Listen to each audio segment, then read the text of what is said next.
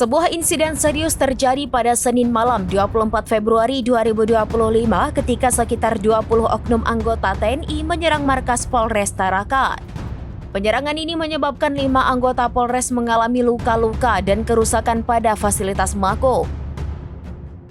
Informasi yang diterima tribunnews.com pada pukul 22.45 WITA, sekelompok oknum TNI tiba di lokasi menggunakan truk berwarna hijau. Mereka kemudian turun dan berjalan menuju Mako Polres Tarakan dengan membawa batu, kayu, dan besi. Setibanya di lokasi, mereka langsung menyerang anggota jaga, Bribda Muhammad Nuriski dan Bribda Rahmat Kurniawan dengan alat yang dibawa. Setelah melakukan pemukulan, kelompok tersebut melanjutkan aksi pengerusakan di Mako Polres Tarakan. Beberapa saat kemudian, mobil patroli tiba di lokasi dan oknum TNI tersebut melanjutkan tindakan pengejaran terhadap anggota lainnya. Termasuk diantaranya Bribda Iputu Nugrah yang mengalami pengeroyokan dan kehilangan senjata api. Dalam penyerangan ini, oknum TNI diduga menggunakan senjata tajam seperti sangkur dan kerambit serta senjata api laras pendek jenis airsoft gun.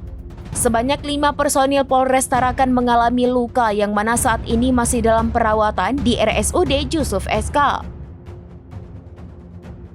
Belum diketahui pemicu serangan yang dilakukan oknum TNI ini. Pihak berwenang masih menyelidiki insiden ini dan menegaskan bahwa tindakan tegas akan diambil terhadap oknum TNI yang terlibat dalam penyerangan ini. Penyerangan ini menimbulkan keprihatinan akan hubungan antara institusi TNI dan Polri serta keamanan di wilayah Tarakan. Hingga berita ini diturunkan, tribunnews.com masih mencoba melakukan konfirmasi ke TNI dan Polri.